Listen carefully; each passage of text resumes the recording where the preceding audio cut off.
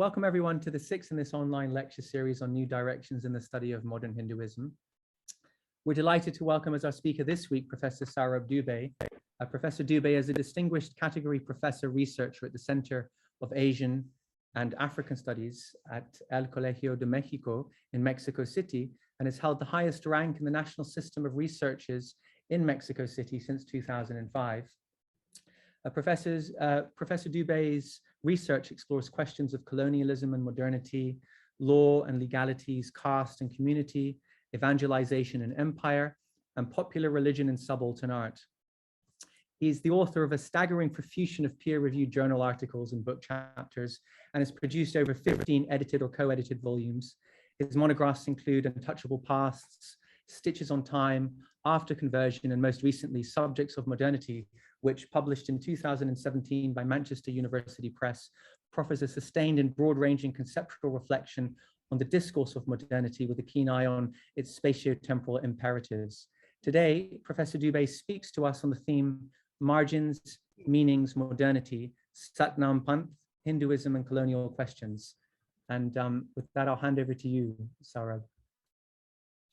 Thanks so much, Lucian. It's a pleasure and privilege to be at this seminar or talks series. I thank Lucian for the invitation and all of you, all 4 or 5 of you, for being here in various virtual spaces. I need to begin with 2 quick admissions. On the one hand, I've only broadly followed concerns of this wider group. That is, I have not quite tracked all the terms and textures of the group's distinct emphases. On the other, preparing for this talk, I've been unable to take up these tasks of tracking the distinct emphases. This is because of my somewhat strange and strained circumstances at present. And so my apologies in advance. Actually, let me confess to feeling even more of an imposter in your midst. This is because my work bears an oblique, even elliptical relationship with Hindu studies, with South Asian studies, indeed, with area studies at large. Impelled by unusual locations and critical inclinations, my concerns are better understood as combining history, anthropology, and social theory. It is in these ways that I have addressed issues of Dalit religions and evangelical entanglements, colonial legalities and everyday illegalities, subaltern art and vernacular modernism, affect and entitlement, and of subjects, and more recently, disciplines of modernity. Indeed, my first body of substantial work constructed the past of a very heretical, untouchable caste sect, the Satnamis, the Satnampanth, by conjoining historical anthropology, subaltern readings, and the everyday as a critical perspective. In this presentation, I shall revisit some of these anterior issues, but reading them through newer critical filters. I shall also do more. Please humor me as a well-meaning maverick who is offering a few critical provocations. Some months ago, in the course of a truly amicable email exchange with Lucian, we shared our mutual discomfort with the privileging of a certain institutionalized modern Hinduism, one I think which began in the second half of the 19th century, but maybe even earlier. As attributes of colonial transformations and nationalist dispensations, such privileging obscures, indeed effaces, vernacular formations of popular faith and quotidian cultures. Such formations and cultures can be referred to as sampradayas, dharma, mahima dharma, panth, Kabir Panth, Satnam Panth, or even Samaj, Kurmi Samaj or Satnami Samaj. At stake here have been a a formidable interplay of caste, sect, and their conjunctions, understood in very broad terms, of the articulations of newer rituals, meanings, and practices. All this bears emphasis. Actually, the current debate, which I see as this group, actually the current debate between prior formations of religious, sectarian, and caste groupings and the emergence of a modern institutionalized, often hyper-masculine Hinduism has at least two precedents. The first entails issues of continuity and rupture between prior pre-colonial formations and latter colonial transformations on the Indian subcontinent, also bringing to the fore the dynamic between the metropolis and the margins and the colonizer and the beginning in the 1980s, mid-1980s, and raging for 2 decades, a debate in historical scholarship in colonial India revealed a deep division. Frequently framed as a formidable fault line, here were competing conceptions of colony and empire. On the one hand, an Indian society in the wake of colony and empire. On the one hand, salient writings in the 18th and early 19th centuries in India, which revised our understanding of this period, primarily predicated questions of colonial cultures on terms of state formation and processes of political economy. Unsurprisingly, these writings accorded something of an innate heuristic privilege to continuities in state and society between Indian regimes and colonial rule. I have in mind the writings of Chris Bailey, Sanjay Subramaniam, Muzaffar Alam, Norbert Peabody, and of course, many, many important others. On the other hand, in a great deal of innovative work on Indian past at the heart of subaltern studies and post-colonial scholarship, the terms of colonial power often appeared as unassailable propositions of history. It followed that such work afforded often an a priori analytical prerogative to the introduction by colonial rule of putative ruptures in subcontinental history. My question is the following.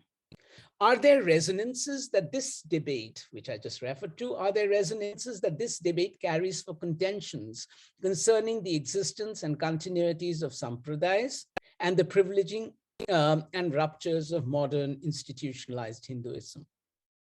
Might we rethink such polarities by attending at once to the particular attributes and limits of colonial processes, the broad stipulations and effects of imperial power, and their conjoint consequences for vernacular practices of authority and alterity?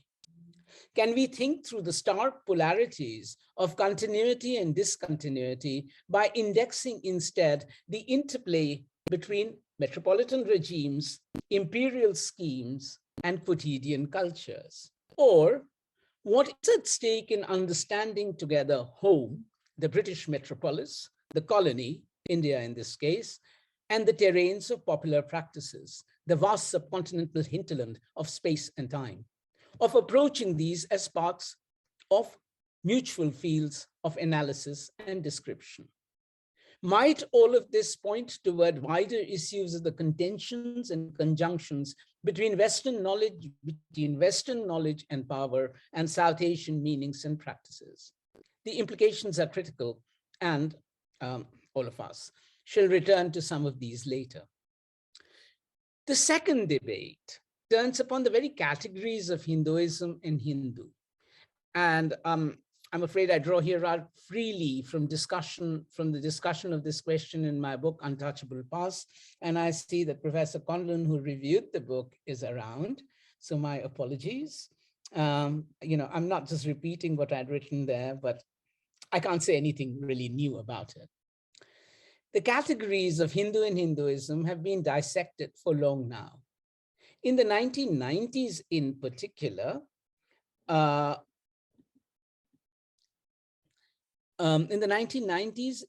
particular, scholars of different persuasions from one another cutting across disciplines, took up matters of philology, etymology, and taxonomy to argue that the category of Hinduism is a 19th century creation of colonial imaginings. As for the term Hindu, although of a much older vintage than Hinduism, it had originally an ethnogeographical reference that was retained in the form in which it entered the English language in the 17th century. It was only gradually that Hindu came to mean someone who was indigenous to India, but was not a Muslim or a Christian.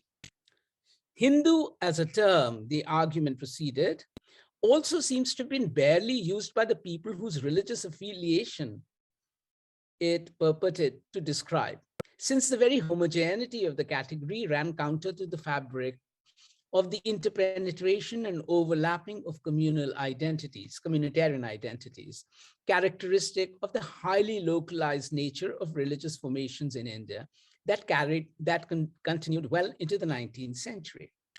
Thus, it was only in the 19th century that the categories of Hinduism and Hindu, in conjunction with each other, came to clearly specify an Indian's religious affiliation. And this involved a twin birth, but a single conception. A conception that was largely Christian, but far from immaculate because of its colonial implications. And I'm really repeating my own words. I like this formulation. Indeed, the picture was complete when the English-educated, often middle-class social reformers and nationalists in 19th century India responded to such Western appraisals of Indian religions by undertaking a series of different steps towards constructing their vision and practice of Hindu and Hinduism. These blueprints often tended to fashion homogeneous meanings and to reproduce the significance of colonial categories in their very articulation of difference from the West. Significantly, the blueprints came to be elaborated alongside the measures constructed by the imperial government with regard to religious communities. On the other side, historians, anthropologists, and scholars of religion have emphasized in both implicit and explicit ways that philological and etymological issues notwithstanding, far too much is currently being made of the currently meaning in the past, being made of the colonial construction of caste and religious categories, and too little of the pre-colonial basis for these categories on which the colonial state had its impact. This is Peter van der Veer, actually. In brief, pre-colonial India was not devoid of supralocal identities, and these historically constructed identities from the 12th century onward involved different renderings of a Hindu self and various constructions of a Muslim other in wider contexts of processes of state formation, the development of a royal cult of the god King Ram as a political theology, and the fashioning of discursive, linguistic, and popular devotional communities in several significant parts of the subcontinent. You know, I'm bringing together a wide range of scholarship. Taken together, these emphases suggest both. They suggest both. First, the need to question the givenness of the categories of Hindu and Hinduism. And second, the necessity to explore the ways in which the relationships and arrangements that came to be named and ordered by these categories had a basis in pre-colonial India. So you see the double movement. And my colleague David Lorenzen said once in his article that became very famous that, you know, I was sitting on the fence. Actually, I'm not sitting on the fence. And this is the reason why I was not sitting on the fence. For the very design of this debate involves a somewhat single preoccupation with the origins of categories and a casting of the definitions of Hindu and Hinduism rather exclusively in relation to other religions. So, you know, David says the word Hindu existed. I'm interested, along with Bhakti and many others, in the usages of terms rather than the identities of terms. Those identities appear only in practice, in usage, which are everyday. One of the ways of going beyond the terms of debate at hand is to explore the diversities, differences, and discontinuities in the production of the many meanings of Hinduism. The construction of multiple Hindu identities as a negotiated and contested resource. particularly by groups and communities who stood on the margins of these religious categories, religious, social. Indeed, it is these margins, rendered as a history of the Satnamis, that provided me an important filter to examine the constitution of the meanings of Hinduism and articulations of Hindu identities, the wider structure of the lived beliefs and practices to which they refer over the 19th and 20th centuries. For when I speak of Hindu and Hinduism, I allude to patterns and arrangements of lived religious meanings and practices, where the social, ritual, and cosmic domains have been integrally bound to one another. Indeed, a crucial aspect of these transactions of meanings and practices concerns the several elaborations, negotiations, and contestations of the intermeshing of divine, ritual, and social hierarchies, which have been central to Hinduism. Now, it hardly bears emphasis that religion, so my question is, might all that I've said, might all this have something to say to the impressive scholarship that underlies this set of talks, the wider concerns of the seminar and the questions which Lucian is a part of and leads along with others? Okay, so I'm raising these as questions. I'm not preaching. Now, it hardly bears emphasis that religion, Hinduism or otherwise, is not a bounded and a priori realm, an innate and static repository of the sacral and the metaphysical. Indeed, to me, religion is better appreciated and apprehended as entailing the following: experiential and historical meanings and motivations, perceptions and practices, symbols and rituals. These are intimately bound to formations of power and its negotiations. Defined by such processual, meaningful, substantive, symbolic, and dominant, dissonant attributes, religions lie at the core of social worlds and their transformations, simultaneously shaped by, as well as shaping, these historical terrains. All of this suggests the importance of briefly addressing the elephant and bugbear in the room or cyberspace, namely the inheritances of modern knowledge and that category of categories, modernity. I do so aware that the debate on the continuities of Sampradaya and the ruptures of modern Hinduism implicitly and explicitly feature such terms of modern knowledge and specters of modernity. So without putting a fine point on the matter, what does it mean to rethink the human sciences, not just as modern disciplines, but as disciplines of modernity? Beginning with the Enlightenment and Romanticism, historical and anthropological knowledges each appeared as mutually, and I'm speaking of historical and anthropological knowledges, but the reference is to the philosophical ones as well, and the beginnings of the study of religions and so on. Beginning with the Enlightenment and Romanticism, human scientists each all appeared as mutually, if variously, shaped by overarching distinctions between the primitive, native, and the civilized, modern. It followed that the wide-ranging dynamic of empire and nation, race and reason, and analytical and hermeneutical orientations underlay the fraught emergence of the human sciences as institutionalized inquiries in the second half of the 19th century. Such light and these shadows have haunted these disciplines in times since. Abiding antinomies between principally static traditional communities and endlessly dynamic modern societies have played a crucial role in exactly these scenarios. 3 points stand out. First, underlying disciplinary formations, the broad binary alluded to above, has articulated enduring oppositions between tradition and modernity, ritual and rationality, myth and history, community and state, magic and the modern, East and West, and emotion and reason. Second, such antinomian procedures and categorical oppositions bear developmental temporal projections of universal natural history, as well as singular spatial pathways of an exclusive Western modernity.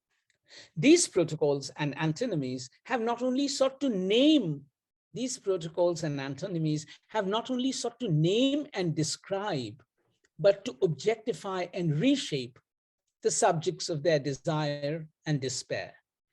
Third, the actual elaborations of the pervasive separations between enchanted traditional cultures and disenchanted modern societies have imbued them with contradictory value and contrary salience, including ambivalences, ambiguities, and excesses of authority and alterity. These contending attributes simultaneously straddle rationalist and historicist, progressivist and romantic, and analytical and hermeneutical dispositions, post-Enlightenment thought and non-Western scholarship, and the actions and apprehensions of modernity at large. All of this suggests that the human sciences, far from being easily autonomous academic inquiries, emerge densely embedded in the world. That is, as worlded. They are, in a word, disciplines of modernity. The antinomies between community and modernity have played a crucial role here. Now, modernity is not just an idea, an ideal, an ideology. Rather, modernity is made up of historical processes of meaning and power. These processes of modernity, since the 16th century, need to be approached as being constitutively contradictory, contingent, and contested. Protocols that are incessantly articulated, yet also critically out of joint with themselves. Thus, the Janus-faced nature of modernity is made up of formative conjunctions between the Renaissance and mercantilism, the age of discovery and deaths by genocide, births of democracy and expropriations of settler colonialisms, reason and race, science and slavery, industry and colony, technologies and traditions, all in the plural, enlightenment and empire, secularized religions and seductions of state, figures of disenchantment and enchantments of modernity, liberty and gender, egalitarian spirits and heteronormative assumption, and critical theory and modern scholasticism. And this is just to say that the opposition, the Janus-faced nature of modernity is these conjunctions are unstable, and this is what I've sought to invoke. And it is precisely these procedures that emerge express subjects of modernity, not just modern subjects, but subjects of modernity. Here, my reference is to historical actors who have been both subject to the processes of power and meaning of modernity, but also exactly subjects shaping these processes. That is, the two meanings of the term subject. Widening the address of modernity, the subjects who have fashioned while being subordinated to its processes include indigenous and otherwise subordinate communities, slave and other Black diasporic populations, and varied subaltern and marginal, peasant, artisan, worker class, migrant, destitute peoples, all of different sexualities across the world. Needless to say, such subjects have diversely articulated modern processes of colony and post-colony, empire and nation, caste and community, religion and power, authority and alterity, intimating always gendered, ever-sexualized protocols. Accompanied by middle class and elite actors, all these subjects have registered within their measures and meaning meanings, accompanied by middle class and elite actors, all these subjects have registered within their measures and meanings the formative contradictions, contentions, and contingencies of modernity in non-Western and Western theaters. And so too, South Asian caste-sect religious ritual formations of Satnamis and Kabirpanthis, Mahima Dharmis and Varkaris, Raidasis and Adharmis are not to, but enmeshed with modernity, are not opposed to, but enmeshed with modernity in history. They are not merely traditional subjects, but subjects of modernity. None of this is to make wordy, bloated arguments that forego ethnographic detail and historical texture. Indeed, elsewhere, including very recently, I have focused on how apprehending Satnami and Dalit religions as expressions of subjects. Such key ramifications include rethinking the nature of power in the caste order. Such key ramifications include rethinking the nature of power in the caste order as conjoining Brahmanical purity pollution, ritual centrality of kingship, dominant castes, forms of power derived from the symbols, metaphors, and practices of colonial cultures, and the imperatives of nation, state, and governance in independent India, including contemporary India. The implications entail understanding anew sect and sexuality, gender and dominance, myths and past. Here are to be found telling tales, which require time to be told. And so I leave the issues for the discussion, where I would address them, in all likelihood, telegraphically. Here, I cast my net widely to offer further provocations to the subjects of this seminar, who are both modern subjects and subjects of modernity. At stake, indeed, are identities and endeavors, consciousness and practices, and meanings and persuasions of ritual communities and subaltern subjects, their configurations and transformations, in this case, in non-Western theaters. We are far, far from those durable depictions of people without history, insinuating anachronistic customs, compulsive consensus, and what Barney Cohn called never, never traditions. Rather, such subjects and communities have so at stake indeed are identities and endeavors, consciousness and practices and meanings and persuasions of ritual communities and subaltern subjects, their configurations and transformations, in this case in non-Western theaters, well, South Asian ones included.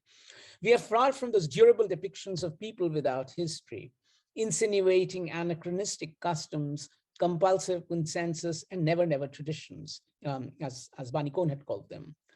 Rather, such subjects and communities have appeared as active participants in wider processes turning on identities and histories, colonialisms and empires, nations and nationalisms, states and citizens, and modernity and globalization. Here are to be found players and protagonists that imbue such procedures with distinct perceptions and practices, temporalities and spatialities, terms and textures.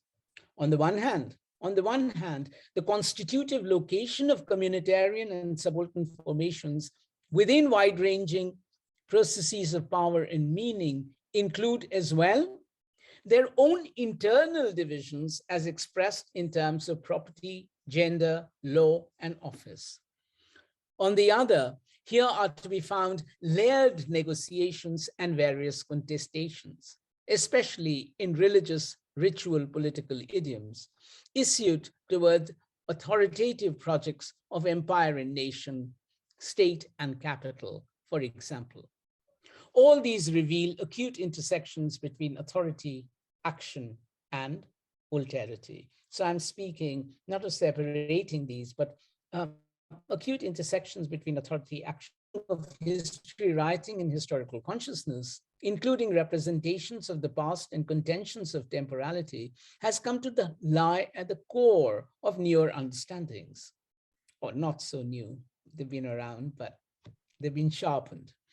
There's been an emphasis on the socio-spatial plurality of cultural pasts, the manner in which history and temporality are distinctly apprehended and severally enacted by particular social groups.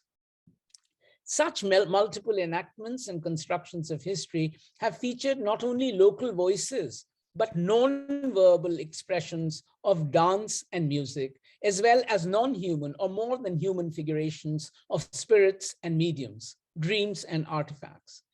In other words, at stake have been much more than those tired rehearsals of memory as opposing and exceeding history. These emphases have been equally accompanied by a recognition of the place of power in the production of the past.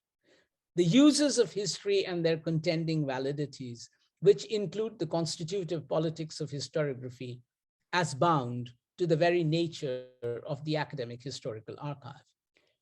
Taken together, at least three critical yet convergent emphases have come to the fore.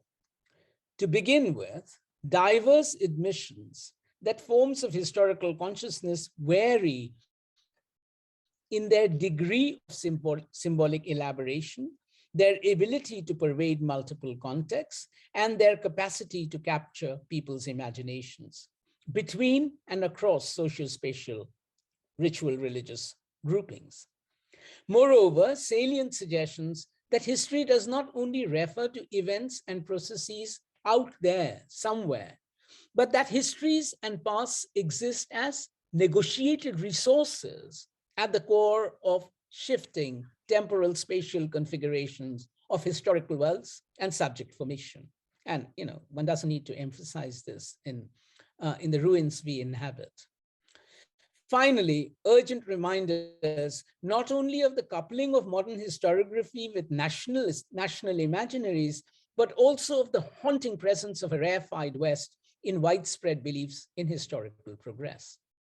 Unsurprisingly, historical representation, quotidian and scholarly, has emerged as made up of overlaying yet contending protocols of meaning and power, time and space, the oral and the written, the genealogical and the national, and dominance and difference. So the conjunctions between these. And so too, bids to articulate the past have combined the desire. And so too, bids to articulate the past have combined the desire to prudently probe and narrate social terrains with the impulse to critically articulate and affirm them. At the end, to discuss modernity in history, meanings and margins, communities and subalterns, sampradayas and subjects, is not to deal in dead certainties. It is to seek those voices and visions, those dreams and desires that carry the echoes of lingering doubt. Thank you.